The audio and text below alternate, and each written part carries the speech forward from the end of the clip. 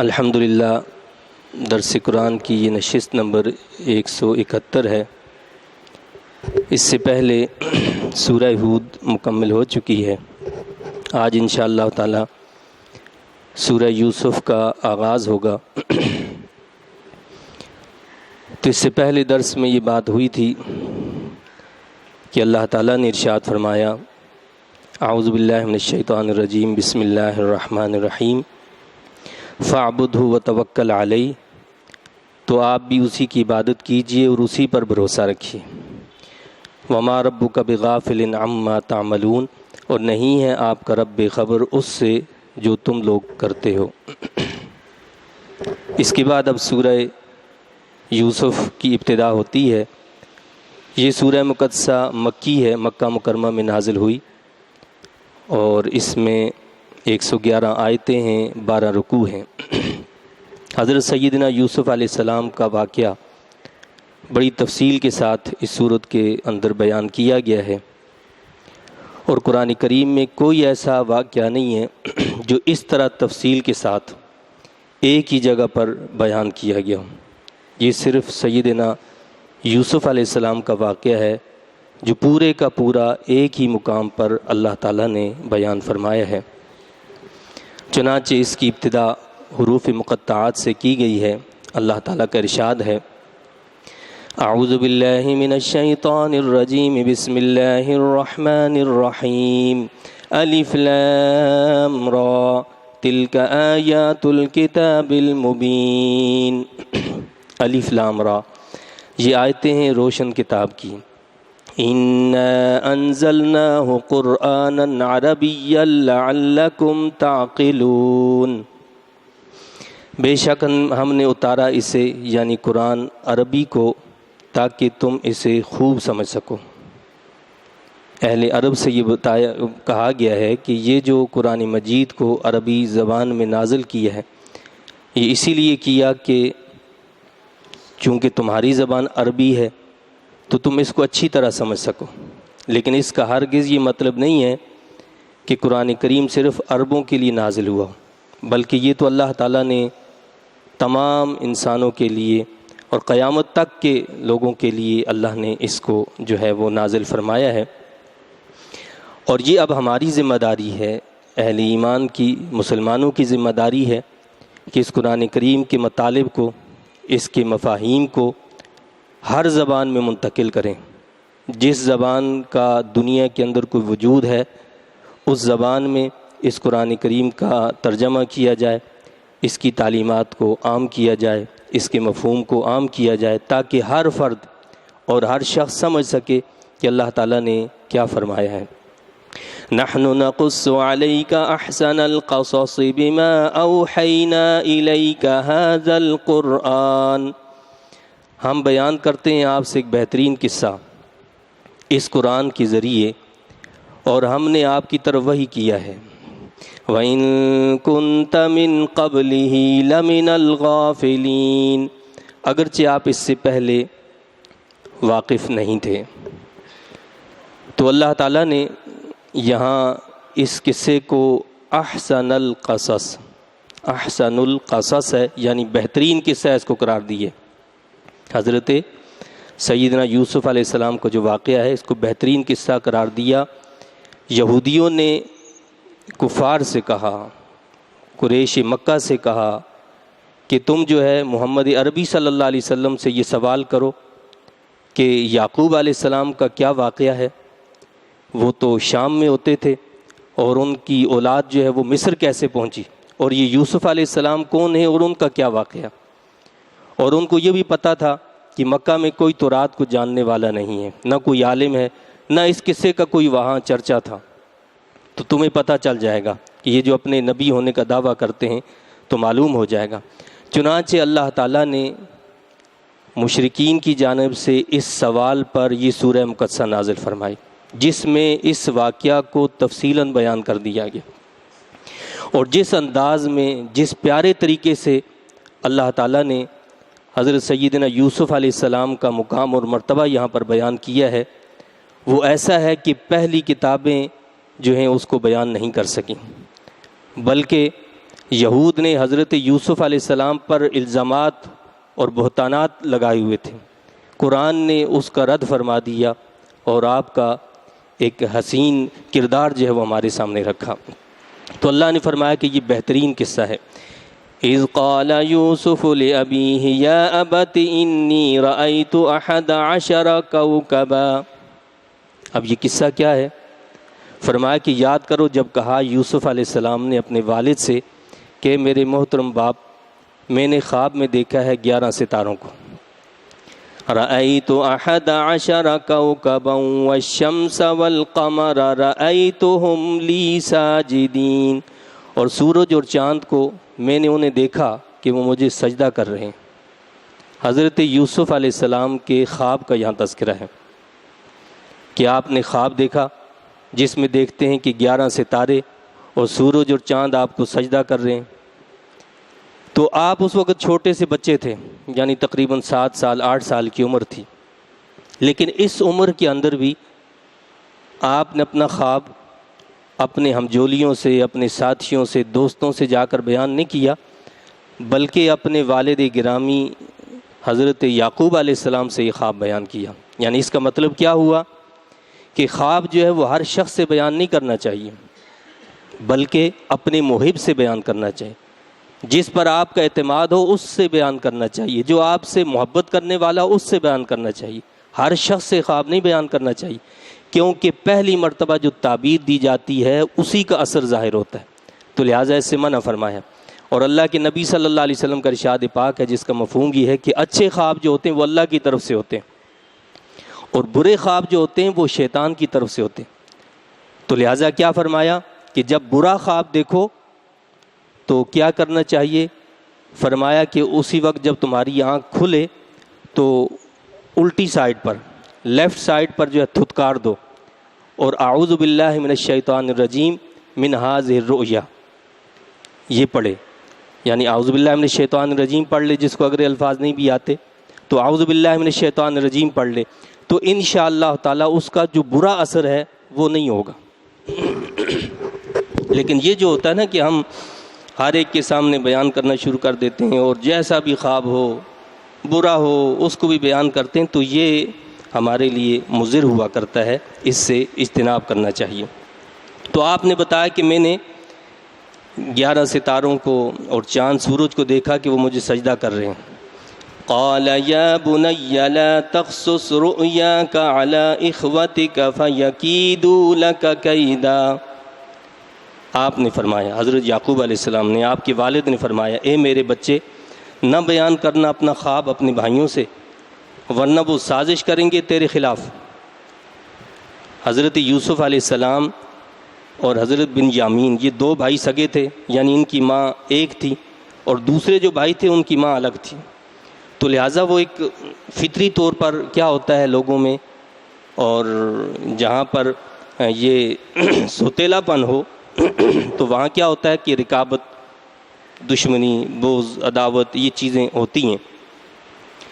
تو حضرت یعقوب علیہ السلام سمجھتے تھے، جانتے تھے، اللہ کے نبی ہیں ظاہر ہے، تو آپ نے فرمایا کہ اپنے بھائیوں سے یہ خواب بیان نہیں کرنا، لیکن اس کے باوجود بھائیوں تک بہرحال یہ خبر پہنچ چکی کہ جی اس طرح کا خواب دیکھا ہے۔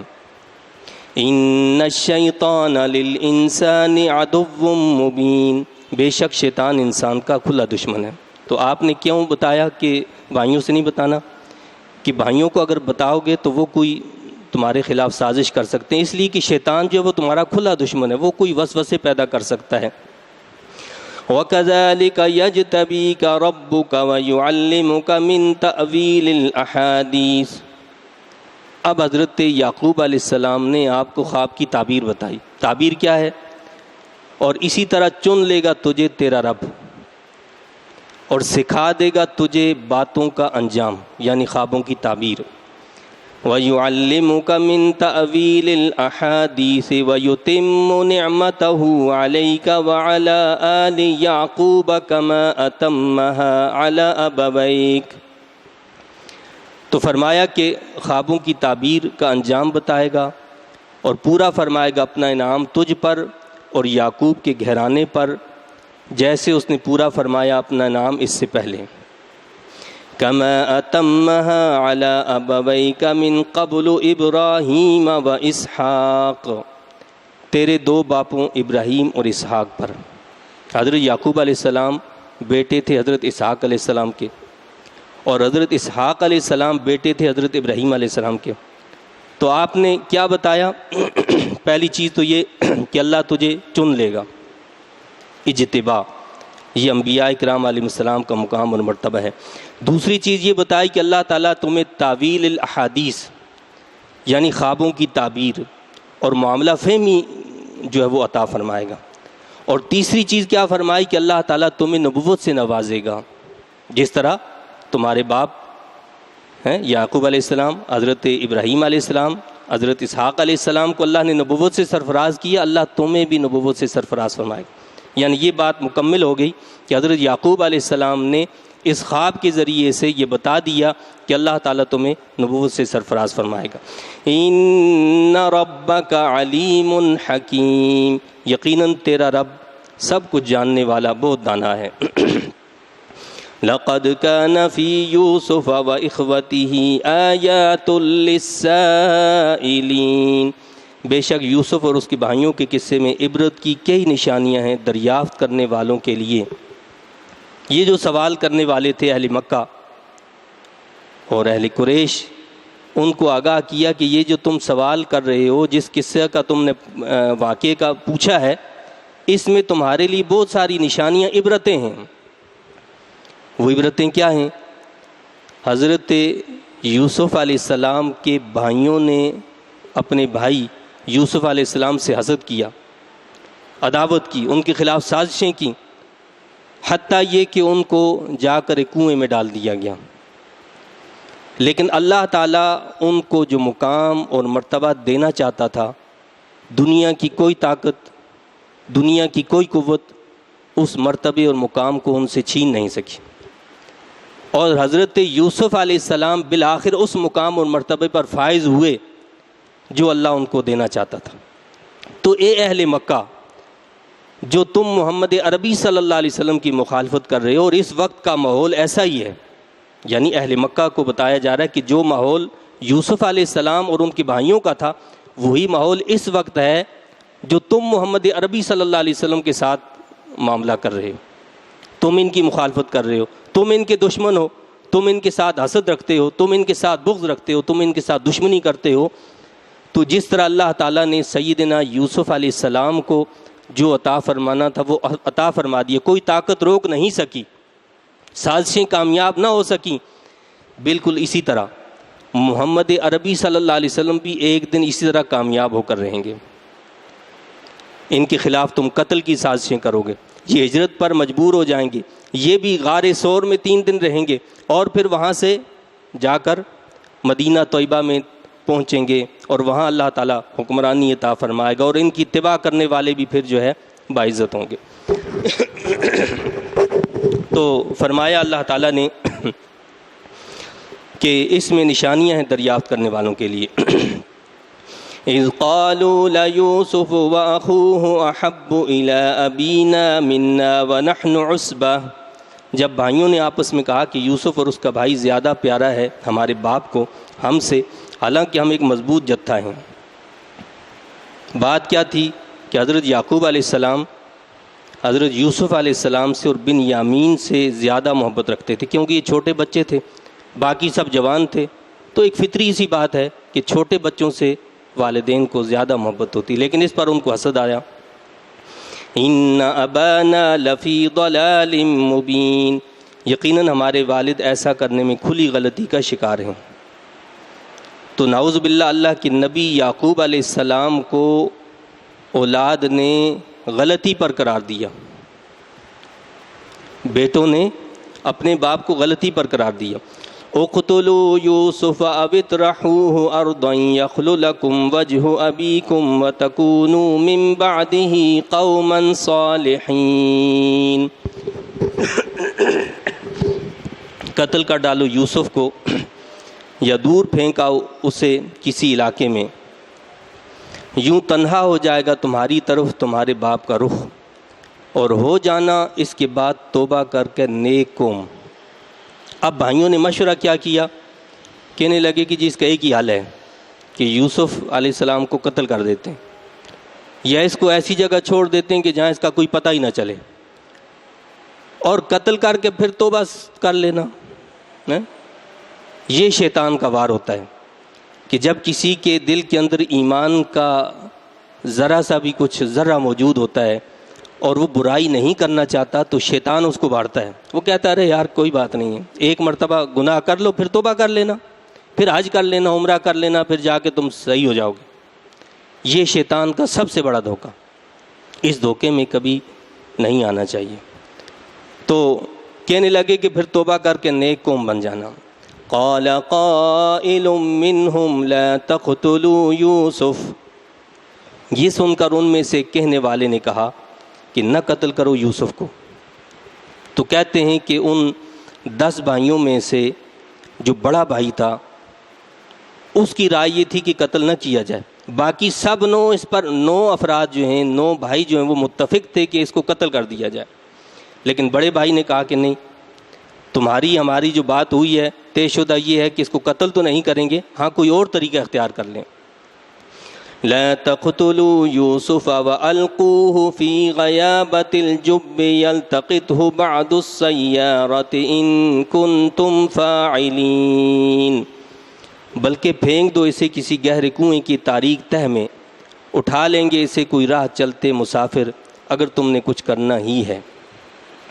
یعنی اگر تم نے کچھ کرنا ہی ہے تو اس کو کسی کنویں میں ڈال دو، تاکہ کوئی مسافر وہاں سے آتے جاتے، قافلے آتے جاتے رہتے تھے، تجارتی سفر بھی جاتے تھے، اور دیگر مال مویشی کے جو ہیں کئی سفر ایسے بھی ہوتے تھے، تو کوئی بھی اٹھا لے گا۔ تو غلامی کا دور تھا، لوگ اٹھاتے تھے، اٹھا کر بیچ دیتے تھے۔ تو اس نے کہا بڑے بھائی نے کہ ایسا کر دو۔ قالوا یا ابانا ما لك لا تأمنا على یوسف وإنا له لناصحون، یہ طے کرنے کے بعد انہوں نے آ کر کہا اے ہمارے باپ، کیا ہوا آپ کو کہ آپ اعتبار ہی نہیں کرتے ہم پر یوسف کے بارے میں، حالانکہ ہم تو اس کے سچے خیر خواہ ہیں۔ اب یہ سارا منصوبہ بنا کر حضرت یعقوب علیہ السلام کے پاس آئے کہ آپ ہمارے اوپر اعتبار کیوں نہیں کرتے، یوسف کو ہمارے ساتھ بھیجتے کیوں نہیں ہیں، ہمارے ساتھ بھیجیں، ہمارے ساتھ کھیلے کودے کھائے پیے، تو آپ ان کو ہمارے ساتھ بھیجیں۔ اس کا مطلب یہ ہوا کہ حضرت یعقوب علیہ السلام پہلے بھی یہ خطرہ محسوس کرتے تھے کہ ان کے بھائی ان سے حسد رکھتے ہیں۔ تو کہنے لگے کہ آپ ان کو ہمارے اوپر آپ اعتماد کریں اور ان کو ہمارے ساتھ بھیجیں، ہم اس کے خیر خواہ ہیں۔ ارسلہ معنا غدا یرتع ویلعب وإنا لہ لحافظون، آپ بھیجیے اسے ہمارے ساتھ کل، تاکہ خوب کھائے پیے اور کھیلے کودے، اور کوئی فکر نہ کیجیے، ہم اس کے نگہبان ہیں۔ قال انی لیحزننی ان تذهبوا به واخاف ان یأکلہ الذئب وانتم عنہ غافلون، آپ نے فرمایا بے شک مجھے غمزدہ بناتی ہے یہ بات کہ تم اسے لے جاؤ اور میں ڈرتا ہوں کہ کہیں کھا نہ جائے اس کو بھیڑیا، اور تم سیر و تفریح کے باعث اس سے بے خبر ہو۔ یعنی آپ نے پہلا اشارہ دے دیا کہ تمہاری طرف سے جو مکر و فریب ہوگا وہ یہی ہوگا کہ اس کو بھیڑیے نے کھا لیے۔ قالوا لئن أكله الذئب ونحن عصبة إنا إذا لخاسرون، کہنے لگے اگر کھا جائے اسے بھیڑیا، حالانکہ ہم ایک مضبوط جتھا ہیں، بلا شبہ ہم تو بڑے ضیاءکار ہوئے۔ کہنے لگے کہ یہ کیسے ہو سکتا ہے، پھر تو ہم بہت بڑا نقصان اٹھانے والے ہیں، ہم اتنے مضبوط جتھے والے ہیں کہ ہمارا مقابلہ کوئی نہیں کر سکتا ہے، تو لہٰذا آپ ہمارے ساتھ بھیجیں۔ فَلَمَّا ذَهَبُوا بِهِ وَأَجْمَعُوا أَن يَجْعَلُوهُ فِي غَيَابَةِ الْجُبِّ، پھر جب بڑے اصرار سے اسے لے گئے اور سب نے یہی طے کر لیا کہ ڈال دیں اسے کسی گہرے کنویں کی تاریک تہہ میں۔ وَأَوْحَيْنَا إِلَيْهِ لَتُنَبِّئَنَّهُم بِأَمْرِهِمْ هَذَا وَهُمْ لَا يَشْعُرُونَ، اور عین اس وقت ہم نے اس کی طرف وحی کی گھبراؤ نہیں، تم ضرور انہیں آگاہ کرو گے ان کے اس فعل پر اور وہ تیرے رتبہ عالی کو نہیں سمجھتے۔ اب کیا ہوا، بڑا اصرار کر کے یعقوب علیہ السلام کو راضی کر لیا کہ آپ یوسف علیہ السلام کو ہمارے ساتھ بھیجیں۔ اب لے کر چلے اور کچھ آگے گئے جہاں تک حضرت یعقوب علیہ السلام کی نظر پہنچ رہی تھی، آپ دیکھ رہے تھے، تو وہاں تک بڑے پیار سے اٹھا کر لے گئے، اور جہاں یعنی حضرت یعقوب علیہ السلام ان کے سامنے سے اوجھل ہوئے تو اب ان کو نیچے اتارا، مارنا پیٹنا شروع کر دیا۔ کبھی ایک بھائی کے پاس حضرت یوسف علیہ السلام بھاگتے ہیں، کبھی دوسرے کے پاس، سب مار رہے ہیں، اور بالآخر حضرت یوسف علیہ السلام کو لے جا کر ایک کنویں میں ڈال دیا۔ لیکن دیکھیں آپ کہ اللہ تعالیٰ کیسے مدد فرماتے ہیں۔ اس کنویں میں جو اندھیرا کنواں تھا، جب انہوں نے حضرت یوسف علیہ السلام کو ڈالا، میرے رب کی رحمت جوش میں آتی ہے، اور جبرائیل امین علیہ السلام کو حکم ملتا ہے کہ ادرک عبدی، جاؤ اور میرے بندے کو سنبھالو۔ کیا حکم ہوتا ہے؟ میرے بندے کو سنبھالو۔ جبرائیل امین علیہ السلام فوراً پہنچتے ہیں آسمانوں سے زمین پر، اور ابھی یوسف علیہ السلام نیچے کنویں کے پانی تک نہیں پہنچتے کہ پہلے ہی جبرائیل امین علیہ السلام اپنے پر بچھا دیتے ہیں تاکہ آپ کو کوئی تکلیف نہ ہو، اذیت نہ ہو، اور وہیں پر آپ اللہ کی طرف سے جو ہے وحی آپ کو جو ہے سناتے ہیں۔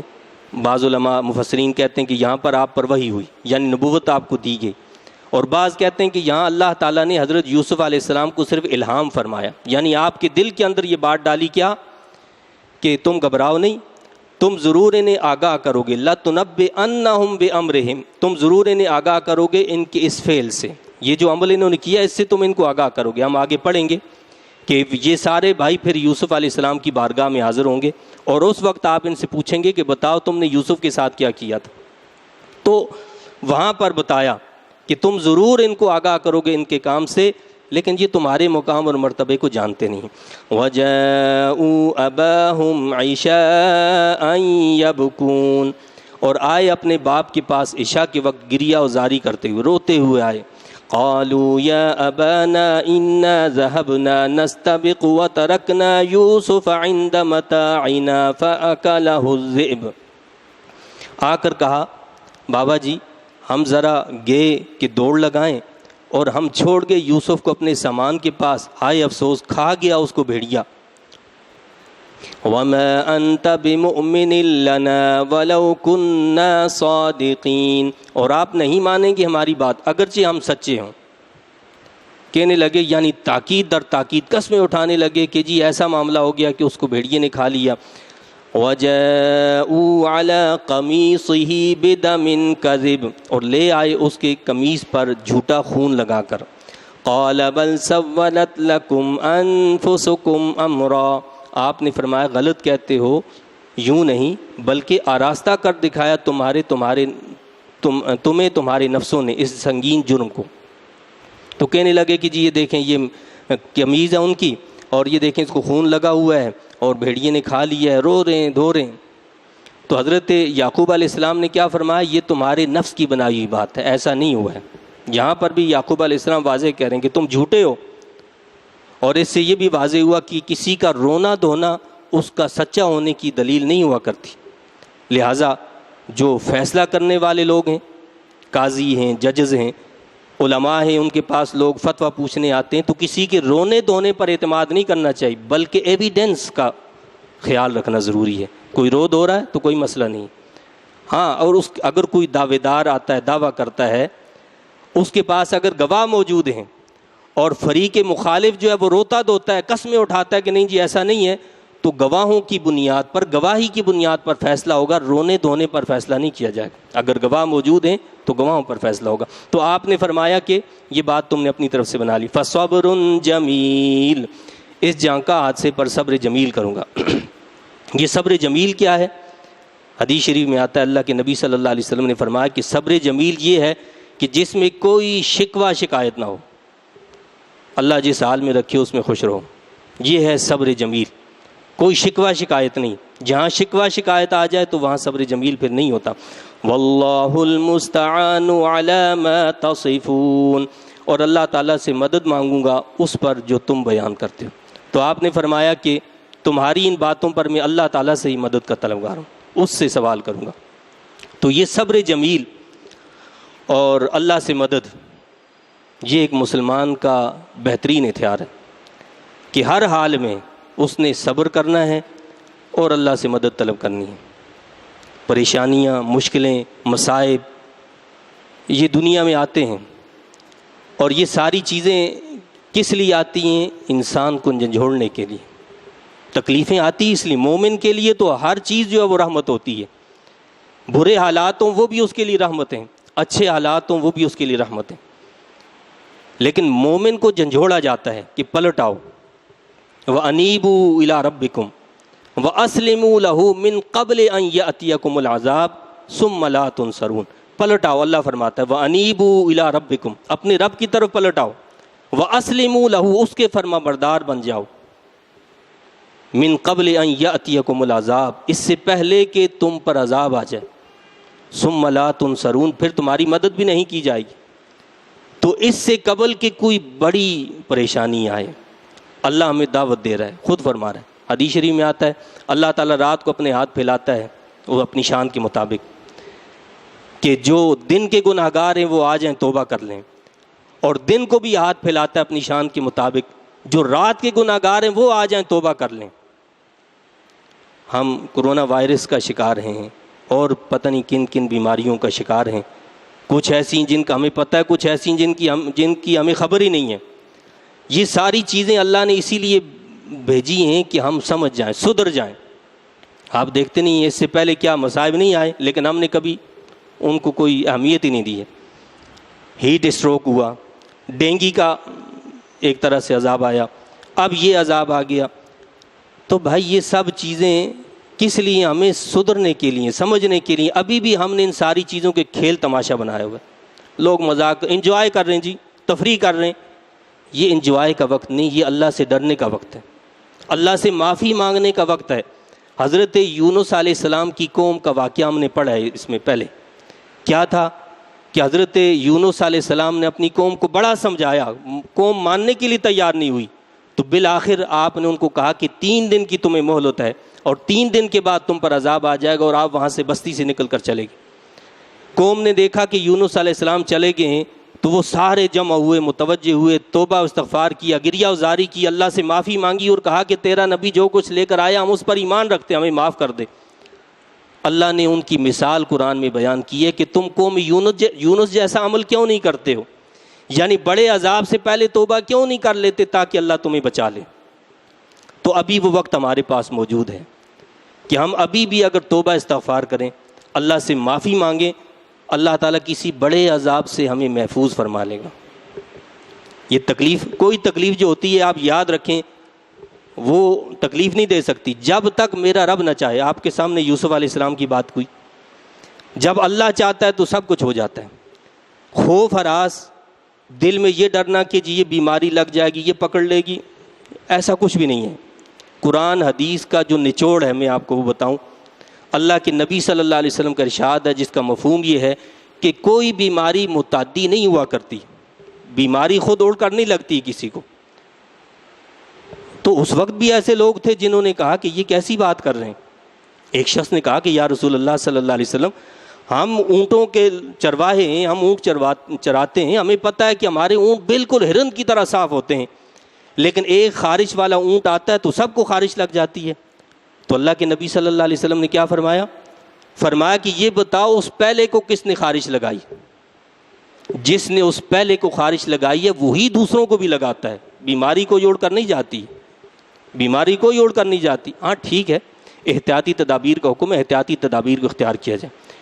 ہم یہ نہیں کہتے آپ احتیاطی تدابیر اختیار نہ کریں، احتیاط کریں، احتیاط اپنی جگہ پر ہے۔ کیا فرمایا ہے کہ اپنی سواری کو کسی چیز کے ساتھ باندھو پھر اندر جاؤ۔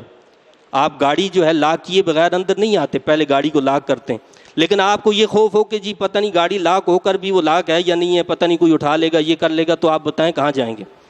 نفسیاتی مریض تو انسان یہیں پر ہو جائے گا، نہیں مرنا تب بھی وہ مر جائے گا۔ تو لہٰذا ایسی کوئی ضرورت نہیں ہے کہ آپ اپنے اوپر کوئی خوف طاری کر لیں، اطمینان رکھیں، یقین رکھیں اللہ کی ذات پر۔ اور اس کا جو سنت سے جو علاج ہے اللہ کے نبی صلی اللہ علیہ وسلم نے جو بتایا ہے. ابھی ہم یہ کہتے ہیں کہ جی کوئی ویکسین نہیں ہے اس لیے ڈر ہے اور خوف ہے فلاں ہے. اللہ کے نبی صلی اللہ علیہ وسلم نے 1400 سال پہلے ہمیں بتایا ہے کہ کلونجی کے اندر اللہ تعالیٰ نے سوائے موت کے ہر بیماری کی شفا رکھی ہے. کلونجی، یہ کلونجی کے دانے ہوتے ہیں کالے کالے، 3 ٹائم ایک چٹکی جو ہے اس کی آپ کھا لیں. اور طب نبوی اور جدید سائنس یہ بتاتی ہے اس کا ایک یعنی ہمارے جو وائرس سے جو تعلق رکھنے والی چیز ہے کیا ہے کہ آپ 1 چمچہ کلونجی کا ایک چمچہ لیں، اس کو اچھی طرح پیس لیں اور پیسنے کے بعد 12 چمچے زیتون کا تیل اس میں ملائیں. اس میں ملا کر 5 منٹ کے لیے اس کو جوش دے دیں. 5 منٹ جوش دینے کے بعد اس کو چھان لیں. چھاننے کے بعد اس کے جو قطرے صبح شام ناک میں ڈالیں، اس کو کھینچ لیں، تو انشاءاللہ تعالیٰ کوئی مرض ایسا جو ہے وہ آپ کے قریب نہیں آئے گا. اللہ آپ کی حفاظت فرمائے گا. اللہ تعالیٰ میری آپ کی ہم سب کی حفاظت فرمائے اور اللہ تعالیٰ ہم سب کو عقل سلیم عطا فرمائے. اللہ کے احکامات و ارشادات پر دنیا والوں سے زیادہ اطمینان اور سکون عطا فرمائے اور ان پر کامل یقین عطا فرمائے. آمین. وآخر دعوانا الحمدللہ رب العالمین.